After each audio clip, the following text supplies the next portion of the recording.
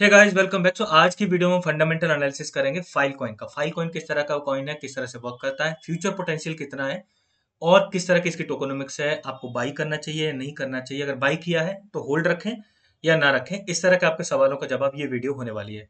तो डिटेल में एनालिसिस करते हैं। Before I start the video, अगर आपने अभी तक चैनल सब्सक्राइब नहीं किया है तो चैनल सब्सक्राइब जरूर करो and press the bell icon ताकि आपको सारी अपडेट टाइम पे मिलती रहे। करंट में प्राइस देखो तो $5.45 पर ट्रेड कर रहा है। इसकी जो सर्कुलेटिंग सप्लाई 296 मिलियन है एंड टोटल सप्लाई भी 296 मिलियन है। मैक्सिमम सप्लाई यहाँ पे अपडेटेड नहीं है बिकॉज वो मिंट होती रहती है, लेकिन साथ में बर्न भी होती है। उसको थोड़ा सा भी डिटेल में हम टोकोनॉमिक्स पार्ट में देखेंगे। अगर आपको इसको बाई करना है तो पहले अगर डेक्स पे बाई करना चाहते हो तो बाइनेंस स्मार्ट चेन का यहाँ पे कॉन्ट्रैक्ट एड्रेस अवेलेबल है। यू कैन बाय ऑन पैनकेक्सweb एज वेल। एंड उसके बाद अगर आप सेंट्रल एक्सचेंज से बाई करना चाहते हो, बाइनेंस की, कॉइन बेस एंड मेजरली आप जिन भी मेजर एक्सचेंज का नाम लोगे वहां पे अवेलेबल है। आप वहां से इजीली इसको बाई आउट कर सकते हो। थोड़ा सा देखते हैं इसकी बेसिक डिटेल, फिर जाते हैं इसके प्राइस प्रिडिक्शन और टोकोनॉमिक्स वाले पार्ट पे। पहले ये वर्क कैसे करता है। ये आईपीएफएस सिस्टम है, यानी इंटरप्लानेटरी फाइल सिस्टम। आप आसान भाषा में समझना चाहो अगर, तो जो अमेजन का जो क्लाउड स्टोरेज है, गूगल क्लाउड स्टोरेज है, उसका अल्टरनेटिव सॉल्यूशन है, ब्लॉकचेन पावर्ड सॉल्यूशन है और डिसेंट्रलाइज मैनर में डाटा स्टोरेज करता है। और उस केस में जो इंसेंटिवाइज भी करता है डाटा स्टोरेज करने के लिए, क्योंकि जो जो कंसेंसस फॉलो करता है that is proof of replication. Unique data जब भी इसमें स्टोर होता है, मतलब वो इंश्योर करता है कि डाटा यूनिक होना चाहिए, रेप्लिका नहीं होना चाहिए, रेप्लिकेशन नहीं होना चाहिए। और उस केस में यूजर्स को, स्टोरेज माइनर्स को वो इंसेंटिवाइज भी करता है। अब थोड़ा सा एक और फर्दर डिटेल्स अगर इसकी देखें तो अभी करंट में इसकी जो कैपेसिटी है वो लगभग ऐसा समझ लो 18 एक्सीबाइट की है। उसको आप कन्वर्ट करके देखोगे तो 20,732 क्वाड्रिलियन बाइट्स की इसकी स्टोरेज कैपेसिटी है। वो काफी ज्यादा है और काफी अच्छा है इसके लिए। अगर थोड़ा सा और डिटेल में जाना है इसके बारे में, तो ये प्रूफ ऑफ रेप्लिकेशन के साथ साथ प्रूफ ऑफ स्पेस टाइम को भी फॉलो करता है, जिससे ज्यादा से ज्यादा माइनर्स को, स्टोरेज माइनर्स को भी ये इंसेंटिवाइज कर सके। इंटरप्लानिटरी फाइल सिस्टम अभी करंट में कई सारे हैं जो ब्लॉकचेन पावर्ड हैं। इसमें बिट टोरेंट का भी एक बीटीएफएस करके bit Torrent file storage system है, वो भी एक आईपीएफएस सिस्टम ही है। तो वो इसका एक डायरेक्ट कॉम्पिटिटर है। आप इस तरह से कंसिडर करके चलते हो। रिसेंटली उन्होंने एक ब्लॉग पब्लिश किया है, उसमें इन्होंने बोला है कि एफवीएम ला रहे हैं और उसका जो पहला जो माइलस्टोन है वो उन्होंने कंप्लीट कर लिया है, यानी फाइल कॉइन का V16 नेटवर्क अपग्रेड कर दिया है, जो पहला माइलस्टोन है। और आगे चल के एफवीएम आने से इनको और भी ज्यादा एडवांटेज मिलेगा, क्योंकि इससे स्मार्ट कॉन्ट्रैक्ट भी इसमें इनेबल्ड हो जाएंगे। एफवीएम मतलब file coin virtual machine, more like the Ethereum virtual machine, लेकिन इससे थोड़ा सा डिफरेंट होगी। इसमें क्या होगा, आगे चल के क्या क्या अनलॉक हो सकता है, बहुत सारे ऑप्शंस और बहुत सारे नए यूज केस बन सकते हैं फाइल कॉइन के। और जितने ज्यादा यूज केस होंगे, यानी जितनी ज्यादा डिमांड होगी, उतना ही ज्यादा इसकी सप्लाई भी रिड्यूस होगी। उसको हम टोकनोमिक्स में डिटेल में देखेंगे। आगे चल के डाटा डाउस बन सकते हैं इस पे, ट्रस्ट लेयर रेपुटेशन सिस्टम्स बन सकते हैं, replication workers and smart storage markets. इस तरह के कई सारे यूज केस इसके फर्दर अनलॉक होंगे जैसे जैसे एफबीएम पे इंप्रूवमेंट आएगा और एफबीएम आगे अनलॉक होगा। अगर इसकी क्रॉस चेन लिक्विडिटी में बाइनेंस स्मार्ट चेन का एक्सप्लोरर ओपन करके देखोगे तो वहां पे देखोगे तो 4.9 मिलियन ही इन्होंने वहां पे जो लिक्विडिटी प्रोवाइड की है। तो इतना ज्यादा दिक्कत नहीं है, क्योंकि इसकी जो सप्लाई अभी देखोगे सर्कुलेशन में 296 मिलियन है। आप यहाँ पे देख सकते हो 296 मिलियन। तो इससे ज्यादा फर्क नहीं पड़ेगा। फिर भी इसकी टॉप होल्डर में देखोगे आपको 7 लाख एक ही पर्सन के पास है। अगेन अगर इसकी जो मतलब सर्कुलेटिंग सप्लाई का प्रोपोर्शन देखो तो काफी कम है। वैसे चिंता की कोई बात नहीं, फिर भी अगर आप इसको देखोगे तो इसमें ट्रांसफरमेंट जैसे टैग मिल जाएंगे। There constant communication between the null address also. So most probably आप ऐसा समझ सकते हो कि इसके जो कोलेट्रल वाला जो सिस्टम है उससे जुड़ा हुआ होगा, क्योंकि इसमें जब भी आपको फाइल स्टोरेज, मतलब जैसे जो स्टोरेज माइनर्स होते हैं, उनको कोलेट्रल जमा करना पड़ता है, यानी फाइल कॉइन को बाई करके सर्टेन अमाउंट में फाइल कॉइन वहां पे जमा करेंगे, तभी इसकी सर्विस को यूज कर पाते हैं। और यूजर्स को भी इसकी सर्विस को वहां पे सर्टेन अमाउंट में फाइल कॉइन पे करने पड़ते हैं। लेकिन ये बहुत चीप है कंपेयर टू जो इसके जो सेंट्रलाइज जो अल्टरनेटिव्स है उनके कंपैरिजन में ये काफी चीप है। तो इसको आगे आगे चल के मार्केट से डेफिनेटली अच्छा मिलने वाला है जैसे ही वेब 3.0 का बूम आएगा, क्योंकि ये पूरी तरह से वेब 3.0 से ही जुड़ा हुआ कॉइन है। इसका अगर आप एक्सप्लोरर ओपन करके देखो, वहां पे आपको बेसिक डिटेल्स मिल जाएगी। 4019 अभी करंट में एक्टिव माइनर्स है। ब्लॉक का रिवॉर्ड कितना है, ब्लॉक की हाइट कितनी जा चुकी है, 2.2 मिलियन जा चुकी है। एंड लेटेस्ट ब्लॉक कितनी देर पहले मतलब प्रोड्यूस हुआ है। इस तरह की बेसिक डिटेल्स आपको यहाँ पे देखने को मिल जाएगी।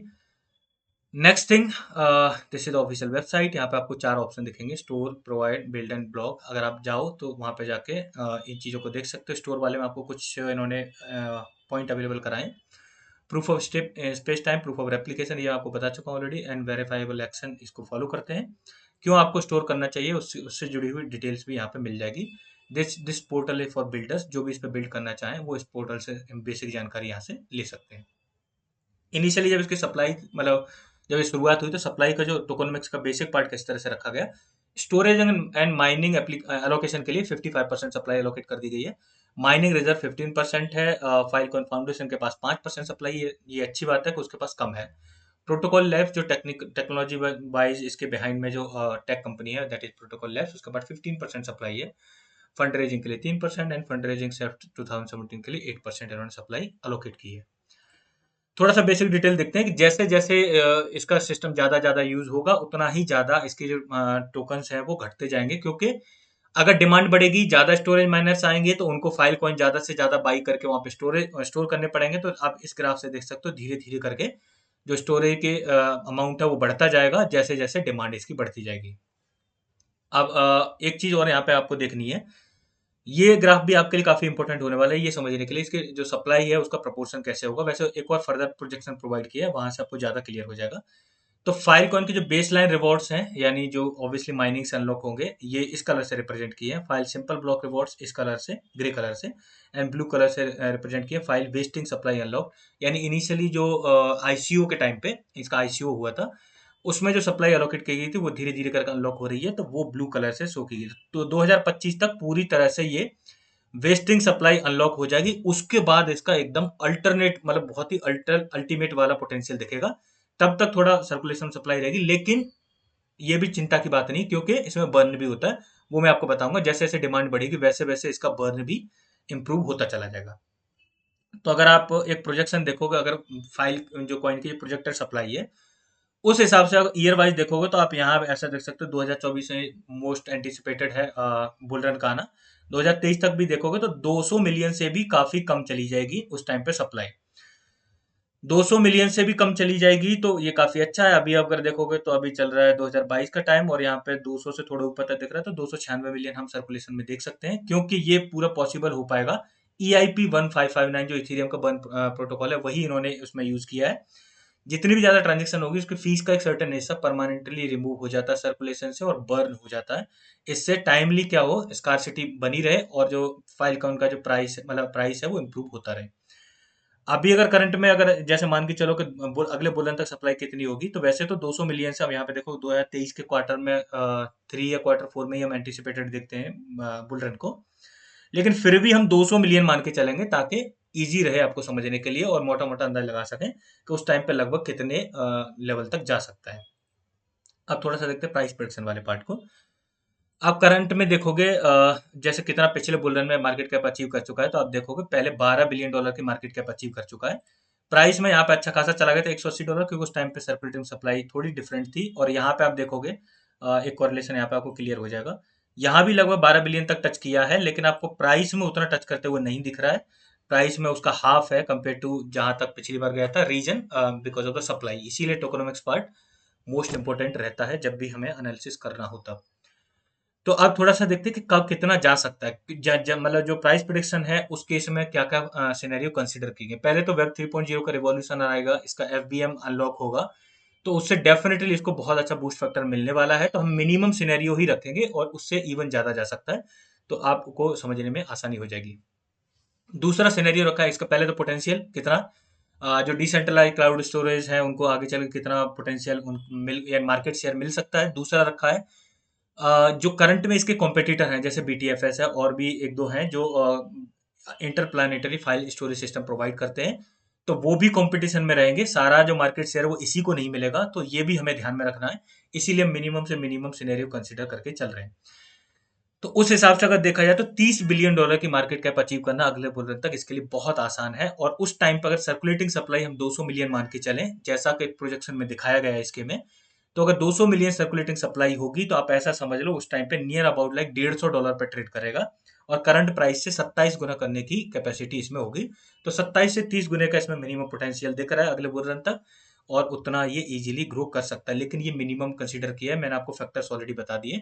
Even it can go beyond, क्योंकि वेब 3.0 का एग्जैक्ट किस तरह से बूम आएगा वो 100% कोई नहीं कर सकता। अभी तक जिस तरह से एंटिसिपेटेड है कि डेफिनेटली वेब 3.0 का बूम तो आना ही है और इसको कोई रोक नहीं सकता। तो उस केस में इसको सबसे ज़्यादा उसमें एडवांटेज मिलेगा ही। तो आई थिंक आप मैंने आपके सारे क्वेश्चंस का ऑलरेडी आंसर दे दिया, आपको ये समझ में आ गया कॉइन किस तरह का है।